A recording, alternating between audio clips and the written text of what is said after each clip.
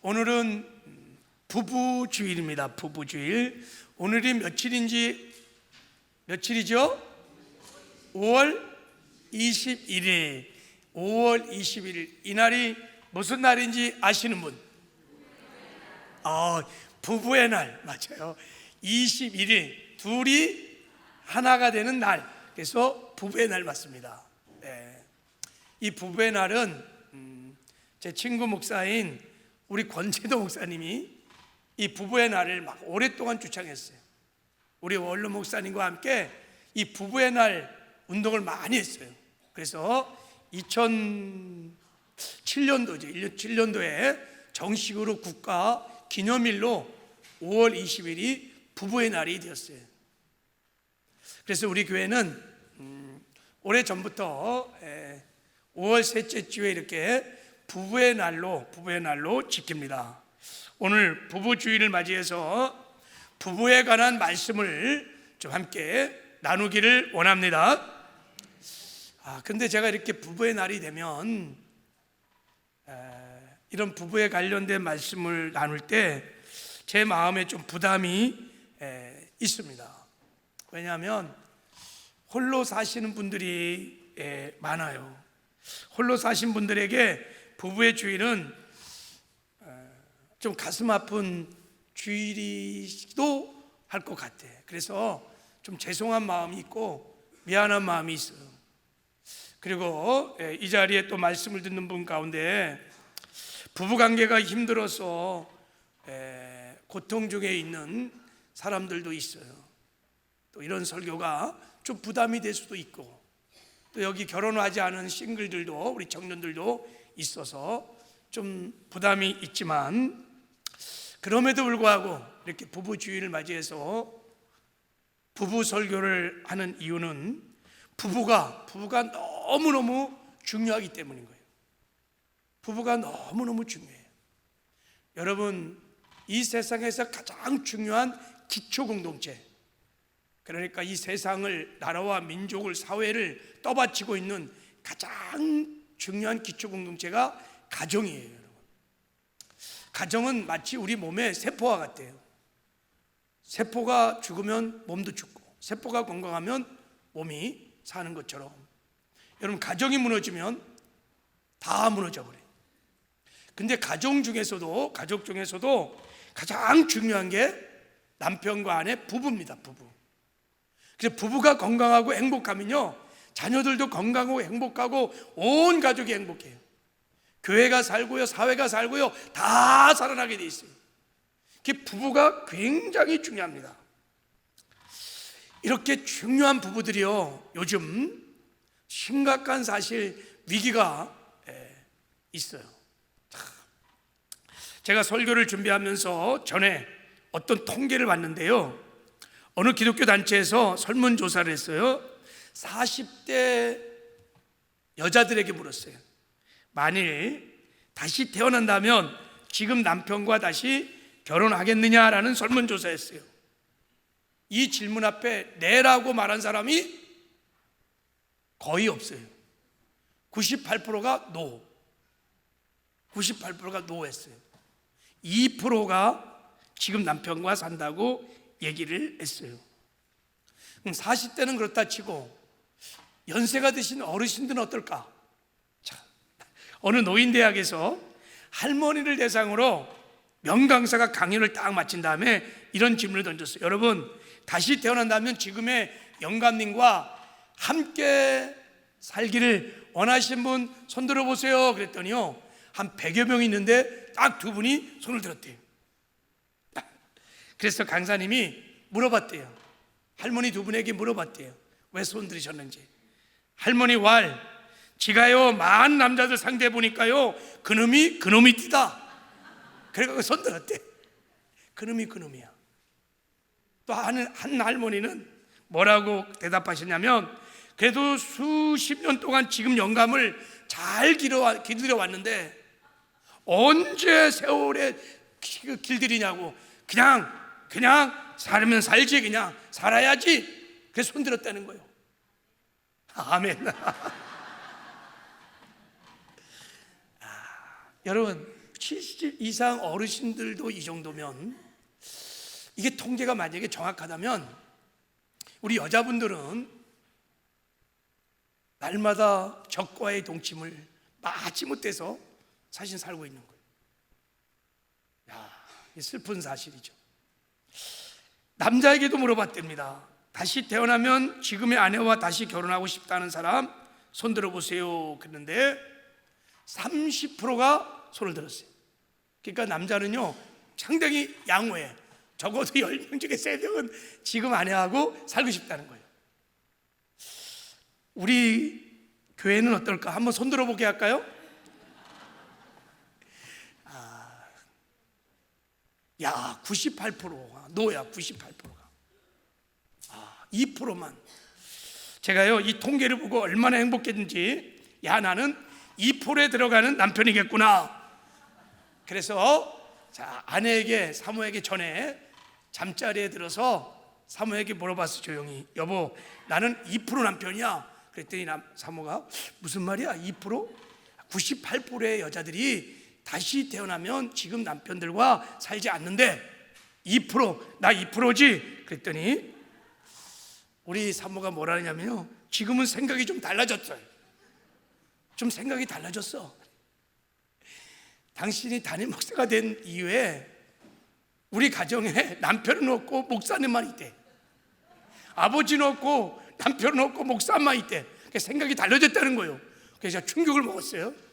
왜냐하면 전에 남편 사랑교실 할 때 우리 사모가 저한테 고백했거든요. 난 다시 태어나도 당신하고 결혼하겠다. 그런데 고백을 들은 적이 있거든요. 근데 지금은 생각이 달라졌다는 거예요. 침묵이 흐르다가 다시 이제 아내가 그렇게 말했어요.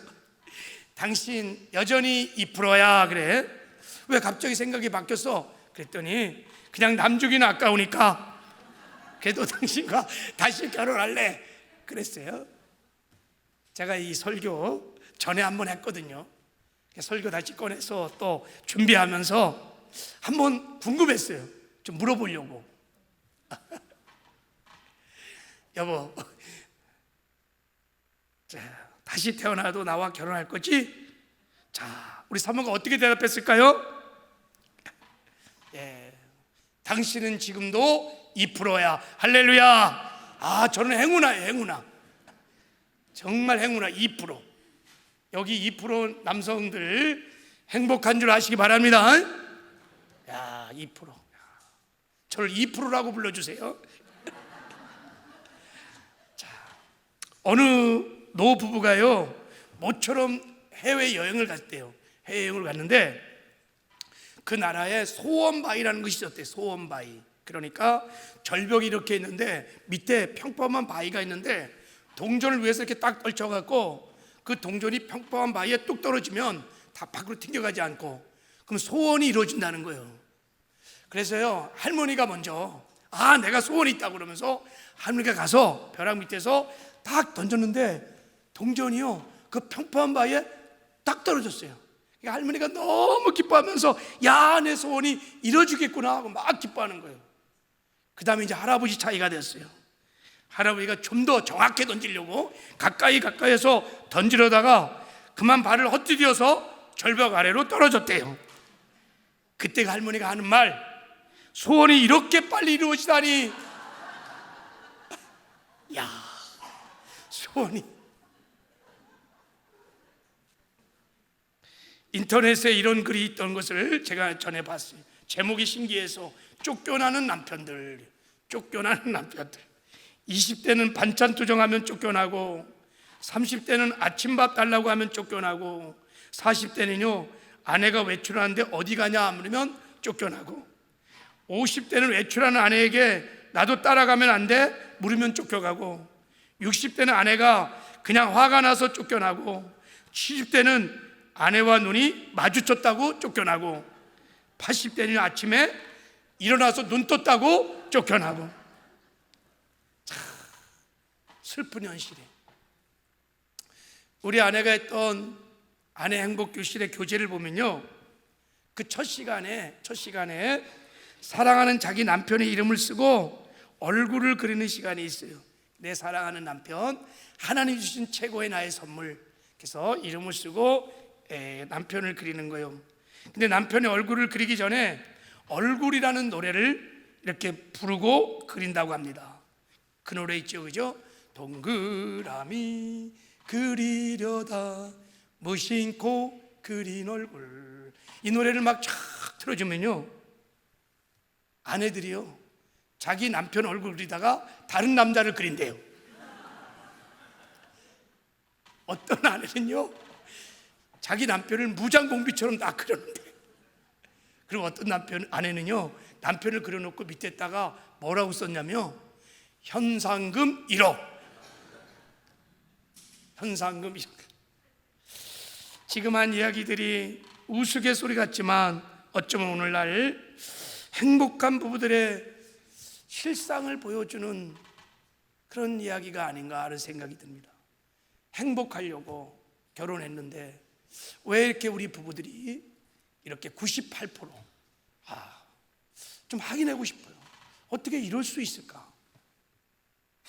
옆에 지금 남편 안에 있는 분은 계시죠? 혹시 내 아내가 98%에 있다 그러면 정말 우리 심각하게 한번 물어봐야 돼요. 그래서 요즘은 이혼율이 굉장히 높아요, 그렇죠? 3쌍 중에 1명. 우리는 OECD 국가에서 이혼율이 여러분 1위인 거 아시죠? 얼마나 많은 가정이 깨어지는지 몰라요. 왜 이렇게 부부들이 이렇게 갈등하고 깨어지고 무너지고 행복하지 못할까? 이 부부 문제의 근본적인 원인이 뭘까요, 여러분?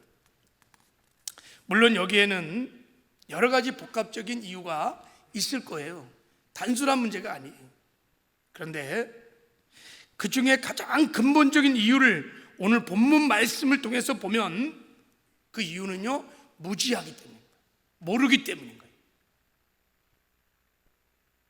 뭐를 모르냐면 아내에 대해서, 남편에 대해서 너무 몰라. 하나님이 가정을 만든 목적, 하나님이 결혼을 시키는 목적, 부부 생활의 목적을 너무 몰라요.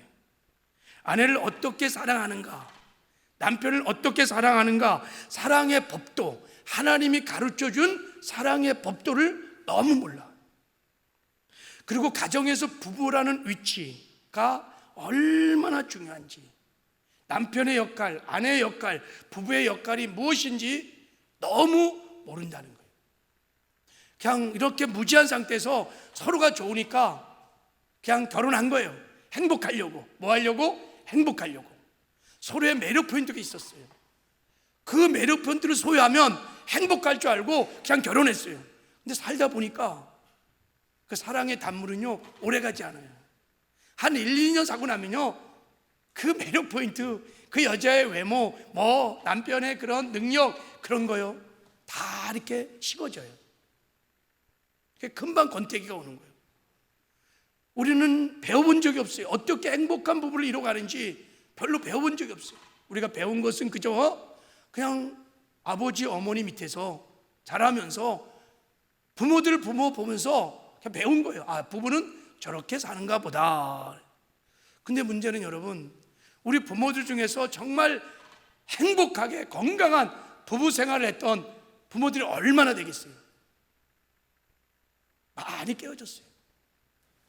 그래서 우리는 잘 몰라요. 이게 큰 문제예요.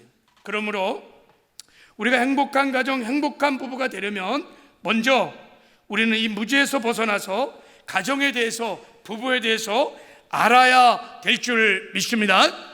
알아야 돼요. 그래서 오늘 본문에 하나님이 말씀하시는 거예요. 자, 오늘 본문 말씀을 보면 7절을 보면요, 남편들아 이와 같이 지식을 따라 너희 아내와 동거하고 그랬어요. 남편들아 지식을 따라 너희 아내와 동거하라는 거예요. 이 말씀은 남편에게만 하는 말씀이 아닙니다. 아내들에게도 동일하게, 아내들아 지식을 따라 너희 남편과 동거하라, 이런 말씀이. 여기서 중요한 주제가 두 가지잖아요. 지식을 따르라는 거예요. 지식을 따라야 한다, 반드시. 그리고 동거해야 한다. 부부는요 동거해야 돼요. 같이 살아야 돼요. 근데 자기 생각대로, 자기 옳은 소견대로 동거하면 안 되고 지식을 따라 동거해야 한다는 거예요. 이 지식이 뭘까요? 여러분, 이 지식은 세상적인 지식이 말이 아니에요. 내 생각이 아니에요. 하나님이 가르쳐 주시는 가정에 대한 지식입니다. 아까 말씀한 대로 하나님이 가정을 만든 목적이 무엇인지, 부부 생활의 목적이 무엇인지를 아는 지식이에요. 남편은 아내를 어떻게 사랑하는지, 아내는 남편을 어떻게 사랑하는지 그것을 아는 지식이에요. 가정에서 남편의 역할, 아내의 역할이 무엇인지를 아는 지식을 말하는 거예요. 그리고 이것은 여자, 남자라고 하는, 아내, 남편이라고 하는 성적 차이를 아는 지식이에요. 이것도 굉장히 중요합니다, 여러분. 부부들이 힘들어하는 것 중에 하나 성격 차이란 말이에요. 성격 차이. 그래서 어떤 분들은 성격 차이 때문에 이혼도 한다고 그래요.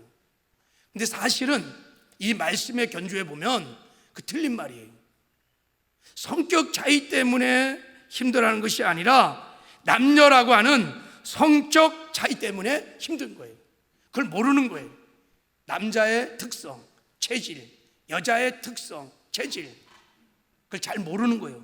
그게 무지하니까 그냥 사는 거예요. 그러니까 막 함부로 대하고 무례하게 행동하는 것입니다. 그게 상처를 받는 거예요.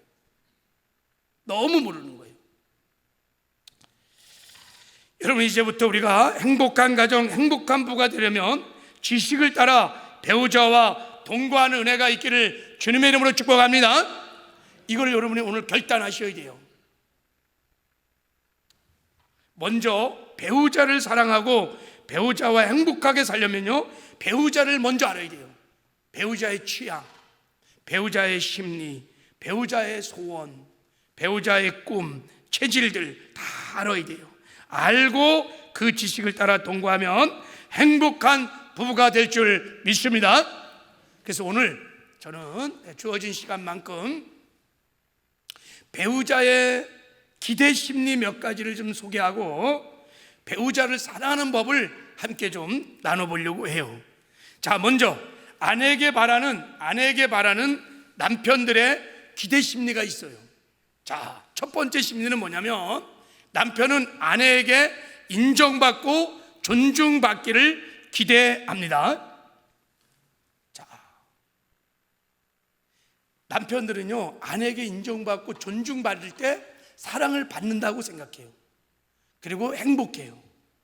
남편이요, 아내가요, 남편의 말에 고분고분 그 말에 순종하고 그럴 때 남편은요, 존중감을 느끼고 행복을 느껴요. 막 아내가 까칠하게 막 하면서 남편을 무시하고 말도 안 듣고 그러면 남편은요, 기분이 팍 상해요. 그래서 아내들은요, 아, 우리 남편은 나에게 인정받고 존중받기를 원하는 거구나 하고 깨닫는 은혜가 있길 바랍니다. 할렐루야. 왜 아내들 아멘 안 하세요? 아멘 하세요. 할렐루야. 자, 그래. 왜 그러면 남편들은 이런 기대 심리를 갖고 있을까요? 왜 자꾸 인정받으려 하고 존중받으려 하고 왜 아내가 순종하기를 원할까요? 자, 그것은요, 하나님이 그렇게 창조했기 때문에 그래요. 자, 하나님이요, 남편을 여자의 머리로 세우셨습니다. 자, 보세요. 고린도서 11장 3절에 여자의 머리가 남편이에요. 남편의 머리가 그리스도시에요. 그리스도의 머리가 하나님이세요. 이게 창조의 질서예요. 이 말은 여러분, 아내의 머리가 남편이라는 것은 여러분, 남편이 뭐 탁월하고 남편이 잘났고 똑똑하고 인격기 성품이 탁월한 뜻이 아니에요. 아내가 모자란 뜻도 아니에요. 하나님이 그렇게 정한 창조의 질서입니다. 왜 그렇게 질서를 정할까요? 남편의 머리를 아내로 하면 안 될까요? 자, 하나님이 그 이유를 이렇게 말씀하셨어요. 자, 고린도서 11장 8절 9절에 보면 남자가 여자에게서 난 것이 아니요 여자가 남자에게서 났으며 또 남자가 여자를 위하여 지음을 받지 아니하고 여자가 남자를 위하여 지음을 받은 것이니라 그랬어요. 여자는요, 남자로부터 왔어요. 여자의 뿌리가, 근간이 남자예요. 갈비뼈에서. 그래서요, 여자는 남자를 위해 또한 지음을 받았어요. 이게 하나님의 창조의 질서고 영적 권위입니다. 이 창조의 질서, 영적 권위가 세워질 때 하나님은 그 부부들을, 가정을 통치할 수 있어요. 그리고 하나님의 나라가 가정에 임할 수 있습니다. 이게 하나님이 정하신 질서예요. 그래서 하나님께서 사랑의 법도를 줬어요. 에베소 5장에 보면 부모에게도 주고 자녀에게도 주고 남편에게도 주고 아내도 줄 때 아내에게 주신 법도가 두 가지가 있습니다. 그래서 이렇게 법도를 주신 거예요. 남편을 존경하라, 존중하라, 이렇게 법도를 주셨어요. 그리고요, 또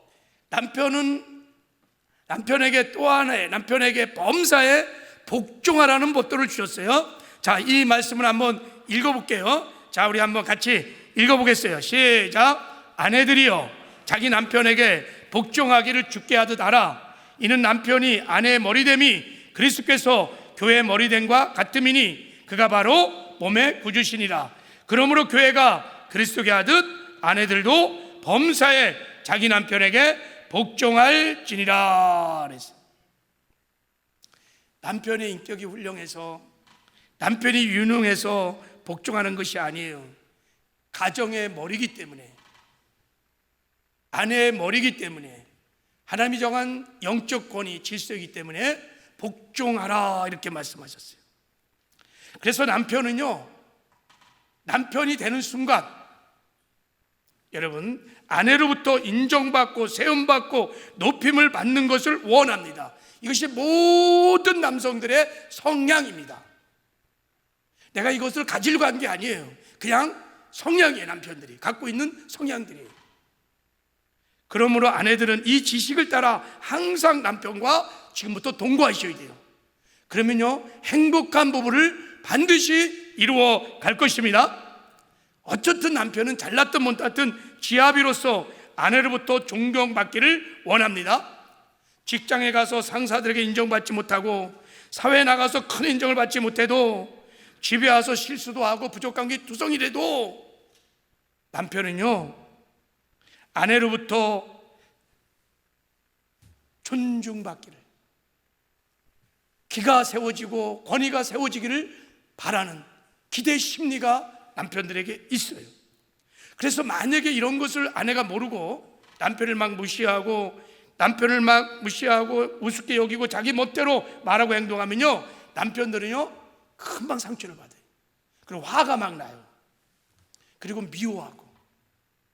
그러면요, 그때부터 남편은요 청개구리 심보가 나와요. 그래 잘해봐, 너 네 멋대로 한번 해봐. 그래갖고 아내와 반대로 행동해요. 그러면 그때부터 집안이 어려워지기 시작하는 거예요. 집안의 가장이, 질서가 무너져 버린 거예요. 그래서 마귀가요, 가정을 무너뜨리려면요 부부를 건드려야 되고, 부부 중에서 누굴 건드리냐면 남편을 건드려요. 남편을 치면요 부부가 무너지고 가정이 다 무너져요. 그래서 남편이 마귀의 공격 타켓 1호예요.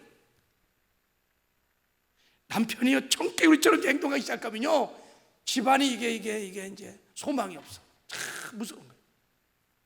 자, 남편이 무시당하면요 청개구리처럼 행동하는데, 제가 극단적인 예이지만, 자, 예를 들어서 남편이 운전하잖아요. 이렇게 막 속도를 막 내요.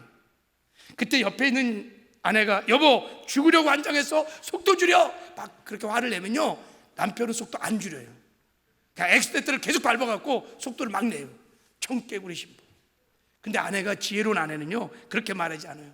야 여보, 베스트 드라이버다. 나는 당신 차 타면 너무 편안해. 근데 오늘 조금 속도를 내네. 그러면요, 그래? 그러면서 브레이크 밟아요.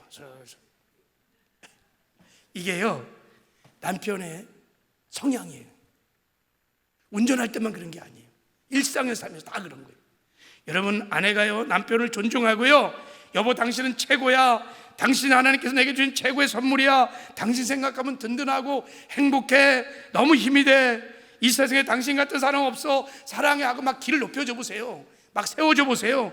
그러면 남편은 신바람 나는 거예요. 막 살만 나는 거예요. 아내가 해달라는 거 다 해주고요, 다 해줍니다.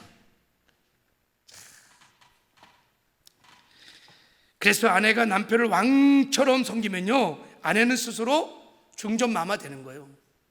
아내를 가정에서 노예처럼 무시하고 그러면요 스스로 자기가 하녀가 되는 거예요. 다윗의 아내가 여러 명 있었는데 가장 천대받고 다윗의 사랑을 못 받던 사람이 누굴까요?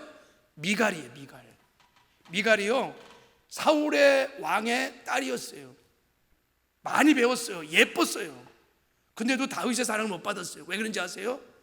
다윗이요 막 법궤가 옮겨올 때 막 덕이서 춤을 출 때요 미갈이 뭐라 했냐고요? 막 다윗을 막 비판했어요. 왜 했는지 아세요? 성경 이렇게 말해요.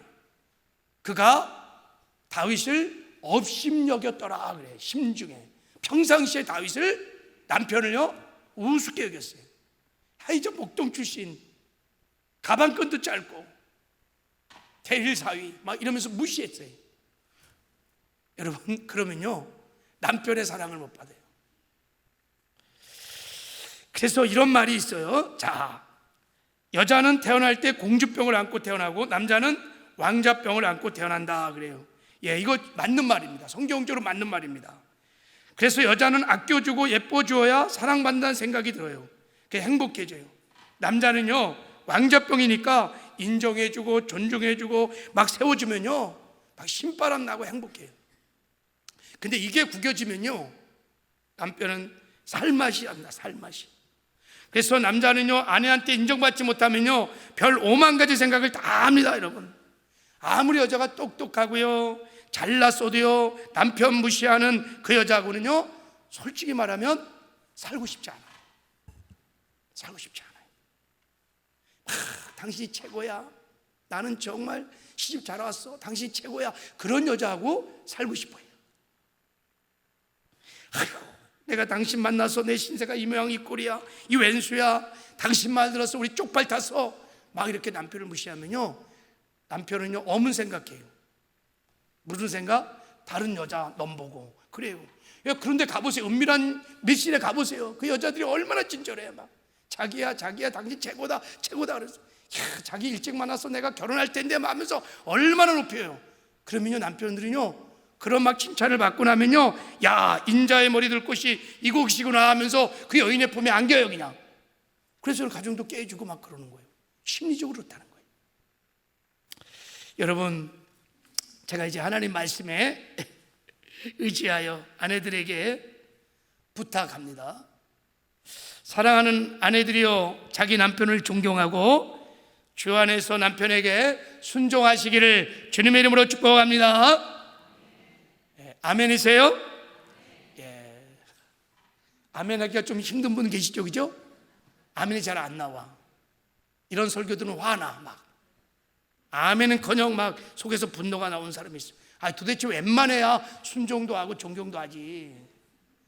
보기도 싫고 상종하기 싫은 저 거시기에 어떻게 순종하라는 거야. 이런 사람이 있어요. 구타하고 무능력하고 음란에 빠져있고 이기적이고 얼마나 고집불통인지 자기밖에 몰라. 어린애 같은 남편들 많지요.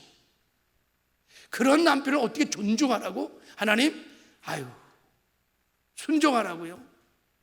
이런 설교하면요 어떤 아내들은 말합니다. 목사님 한번 살아보세요. 목사님이 한번 살아보세요. 여기까지 그 말이 나오는 사람이 있어요.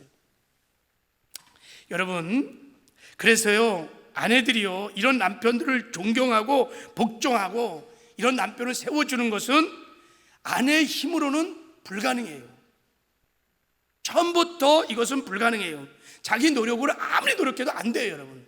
그러니까 여러분 어르신들이 98%가 여러분 다시 안 산대잖아요. 살아도 안 돼요. 노력해도 안 돼요. 그건 불가능해요.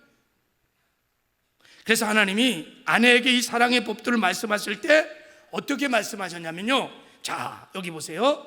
자 우리 골로새 3장 18절 한번 읽어보겠습니다. 시작. 아내들아 남편에게 복종하라. 이는 주 안에서 마땅하니라. 이렇게 말했어요. 주 안에서 마땅하다. 주 안에서 할 수 있다는 얘기예요. 주 안에서 네가 남편을 존중하고 주 안에서 복종할 수 있다는 거예요. 그 이기적이고 고집불통 무능력하고 그 남편일지라도 주 안에서는 네가 존경하고 순종할 수 있다는 거예요. 그래서 아내들이 이 사랑의 법도를 가지고 남편을 사랑하려면요, 주 안에서 거하여야 합니다. 할렐루야. 이게 남편을 사랑하는 법도예요. 그럼 주 안에 거한다는 게 무슨 뜻일까요? 예, 말씀드렸죠. 나는 죽고 예수로 사는 거예요. 내가 죽어야 돼요. 가정에서 내가 죽어야 돼요. 그래야 남편 사랑할 수 있어요. 나는 죽고요, 내가 죽으면요, 주의 능력으로, 주의 은혜로 남편을 존중하고 사랑할 수 있습니다. 내가 하는 게 아니에요. 나를 통해서 내 안에 계신 주님이 하시는 거예요. 할렐루야.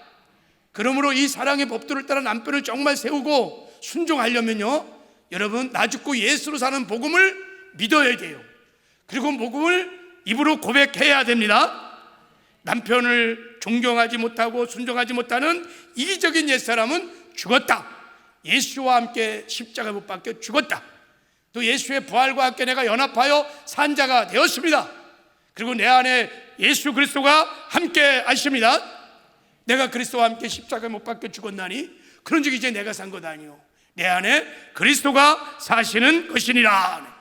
임마누엘 주님을 믿고요, 가정에서 남편을 바라볼 때마다 주님을 바라보셔야 돼요. 남편 사이에 주님이 있어야 돼요. 그 주님을 끊임없이 바라보셔야 돼요.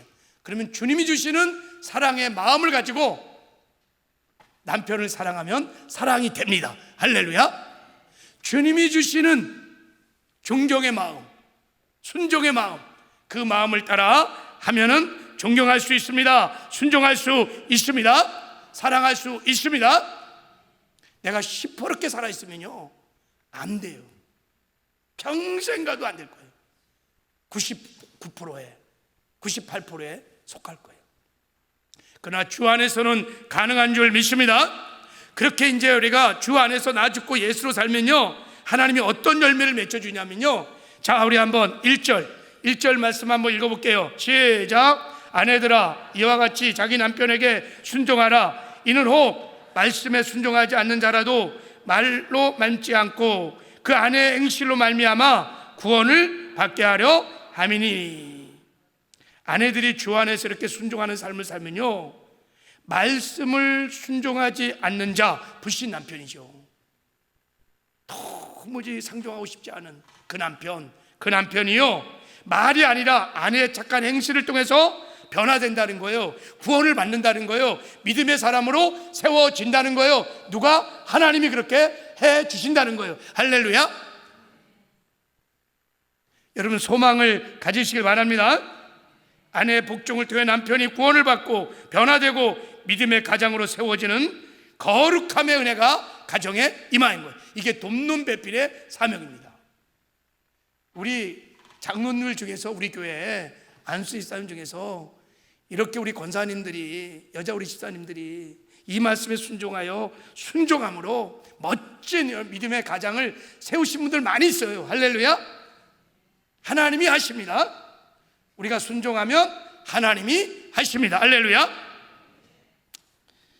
바라기는 주 안에서 남편을 존중하고 순종하는 저와 여러분 되기를 주님의 이름으로 축복합니다.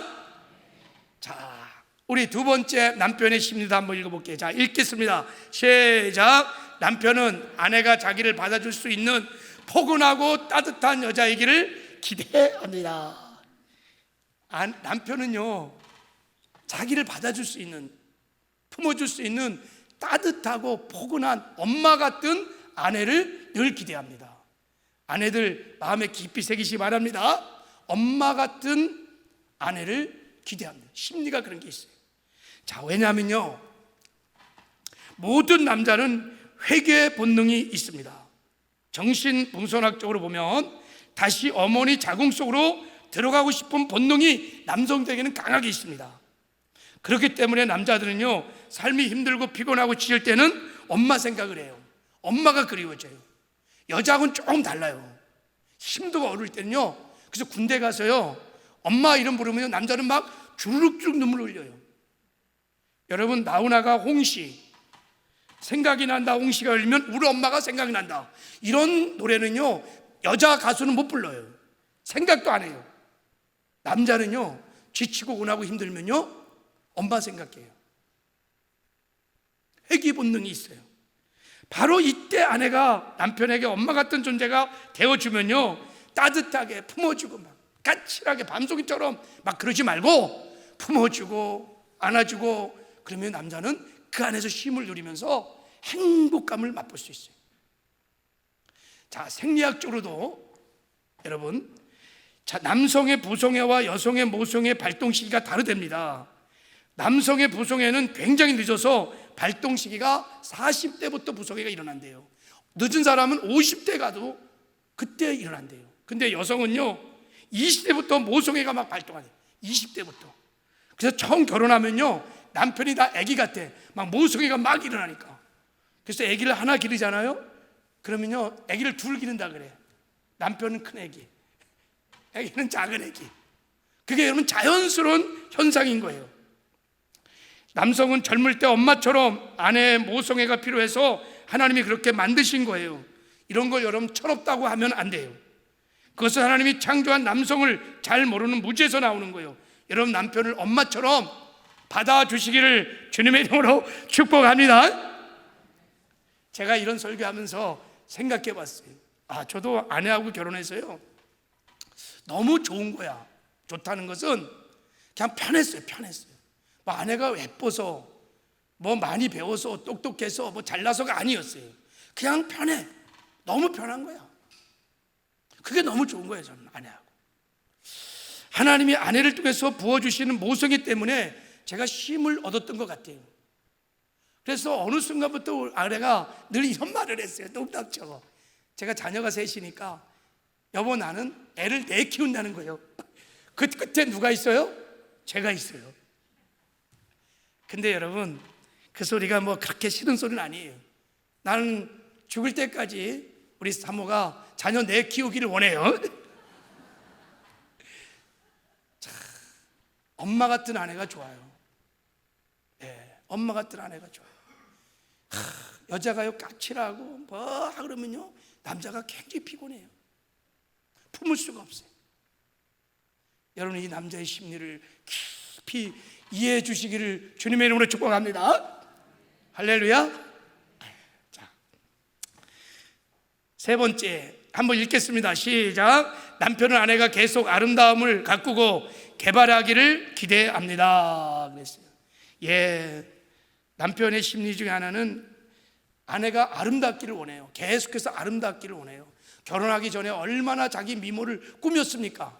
근데 결혼하고 나면 그냥 펑퍼짐하게 그냥 꺼져난 머리자루처럼 꾸미지도 않고 막 그래요. 여러분 그러면 안 돼요. 남편을 위해서도 화장도 하고 예쁘게 아름다운 미모를 꾸미시기를 바랍니다. 그거 잘 하셔야 돼요. 그리고 남편이 출근할 때도 화장도 10개 하고 출근할 때 막 잠자리에서 막 여보 갔다 와 그러지 말고 출근할 때 좀 여보 힘내 그리고 기도해 줄게 그리고 키스도 해주고 할렐루야.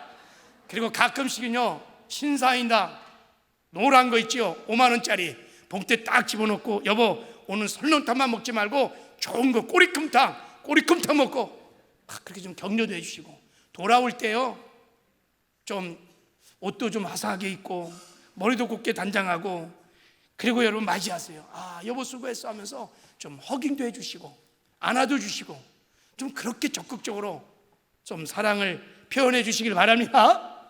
그럼 행복할 것이에요. 자, 아내는요 관계지향적이지만 남편은 목표지향적입니다. 그래서 남편은요 주밀하게 챙겨주기를 기대합니다. 여러분 남편은 굉장히 목표지향적입니다. 그래서요 결혼한 전에는 막 장미꽃 백송이 가지고 와서 결혼해 주세요 근데 남편이 장가 들면 입을 싹 닦은 것 같아. 늦게 퇴근하지요. 관심도 없는 것 같고요. 결혼하기 전 자기가 전부라고 막 사정을 했던 그 남편이요 집에 들어오면 코를 드릉드릉 구면서 맨날 TV만 보지요. 근데 왜 그러냐면 여러분 남자는 결혼에 꼴이 나고 나면 목표가 달라져요. 목표지향적이기 때문에 결혼하는 목표를 할 때는 막 집요하게 달라붙어요. 그래서 여자가 눈깍지 콩깍지 끼는 거예요. 근데 딱 목표를 성취하고 나면요 목표를 딱 바꿔요. 근데 이런 걸 나쁘게만 보지 말고 남자의 심리라는 것을 생태라는 것을 좀 이해할 필요가 있어요.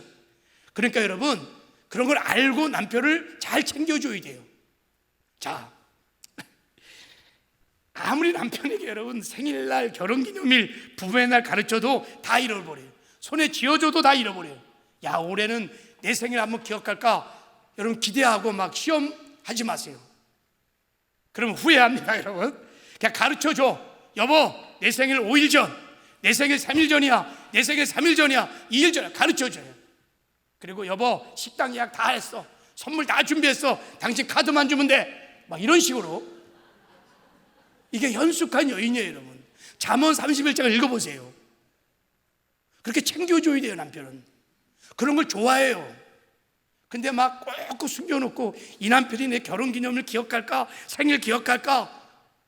기억 못해요. 그게 남편이 아내를 사랑하지 못한 것도 아니에요, 사실은요. 그러니까 여러분, 잘 챙겨주시기를 주님의 이름으로 축복합니다. 자, 이제 여기까지 설교하고 마치면 제가 여성분들에게 원성을 들을 것 같아요. 그래서 이제 아내의 기대심도 잠깐 좀 나누겠어요. 자, 남편에게 바라는 아내의 기대심리가 있어요. 첫째는요, 한번 읽겠습니다. 시작. 아내는 남편이 자기를 전심으로 사랑해 주기를 기대합니다. 아내는요, 남편이 전심으로 자기를 사랑해 주기를 기대해요. 오직 나만 사랑하고 나 외 다른 여자는 0.1%도 생각하지 않는 남편, 순도 100%의 사랑을 원해요. 순애보를 원합니다. 이게 아내가 갖고 있는 심리, 기대 심리예요. 왜 이런 기대 심리를 가질까? 그것은요, 이것 때문에 그래요. 자, 에베소 5장 27절에 보면, 남편들아 아내 사랑하기를 그리스도께서 교회를 사랑하시고 교회를 위하여 자신을 주신같이 하라 그랬어요. 남편들은요, 아내를 사랑하되 어떻게 사랑해야 되냐면, 우리 주님이 저와 여러분 교회를 사랑하듯 그렇게 아카페를 해야 된다는 거야. 전심으로, 전부로 우리 예수님이 사랑했어요. 그래서 아내는요, 그렇게 순수한 사랑, 순도 100%의 순애보의 사랑에 감동을 받습니다. 아내가 이 사랑에 감동받으면요, 다 해줍니다. 다 해줘. 그래서 여러분, 아내에게 큰 상처는요, 남자가요 다른 여자에게 0.01%에도 관심을 갖거나 그런 거예요. 그리고 감히 함부로 막 이혼하라, 이혼해달라. 여러분, 그건 정말 무식한 남편들이에요. 그건 아내를 정말 가슴에 못을 박는 거예요. 아내는 굉장히 충격을 받습니다. 아내의 기대 심리가 사랑이거든요. 남편이 전부이기를 원해요. 그래서 아내가 뜬금없이 남편에게 물어올 때가 있어요. 자기 나 사랑해? 그럴 때 여러분, 묵뚝뚝하게 알잖아, 그런 말은 안 돼요. 사랑을 적극적으로 고백하시길 바랍니다. 여보, 당신이 이 세상에 가장 아름다운 여자야. 난 당신을 만난 것이 정말 행복해. 당신 없인 살 수 없어. 해가 없어도 달이 없어도 살 수 있지만 당신 없이는 못 살아. 그런 유행가 있잖아요. 막 불러. 그러면요, 아내는 행복을 느껴요.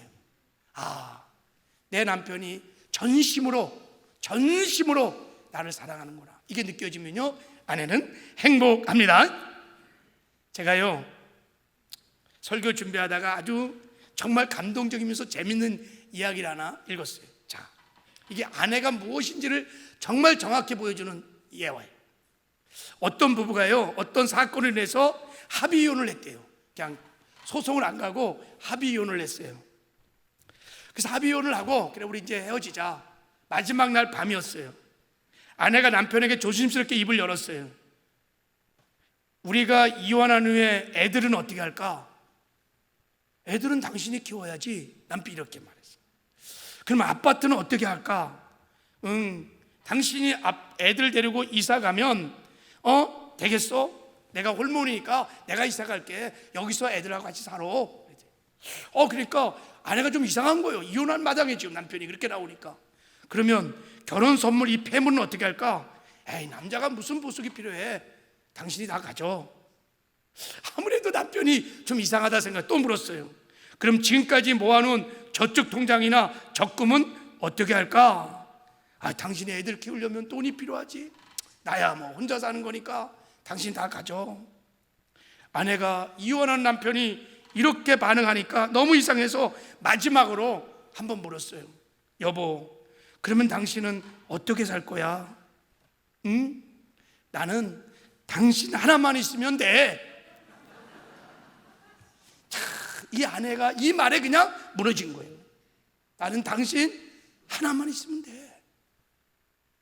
그 남편의 그 전심, 그 사랑을 그냥 그날 밤에 다 무너졌어요. 그래서 다 보따리 풀고 내가 언제 이런 남편을 만날 수 있나?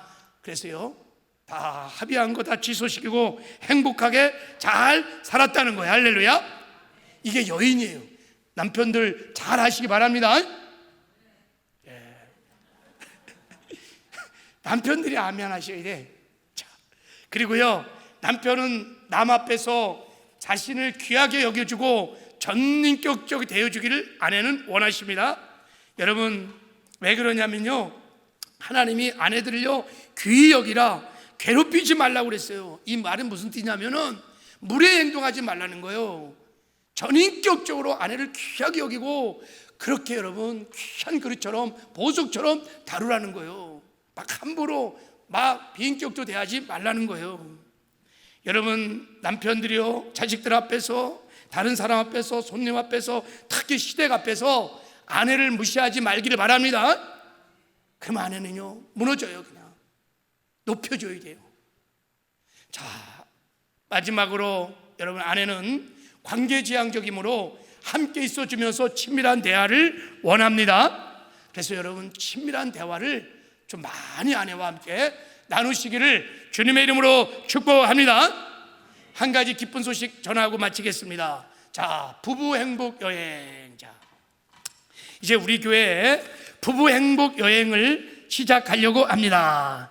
이 부부 행복 여행은 무슨 여행이냐면, 오늘 본문의 말씀대로 지식을 따라 남편과 아내와 동거하라, 사랑하라고 말씀하셨기 때문에 이제 남편과 아내가 서로 살아가는 시간이, 서로 알아가는 시간, 같이 맛있는 것도 먹고 관광도 하면서 서로 알아가는 시간, 서로 대하는 법도 나누고 서로 사랑하는 법도 나누고 함께 살아가는 법도 나누는 시간, 그런 행복 여행을 떠나려고 그래요. 어디로? 제주도로 가려고 그래요.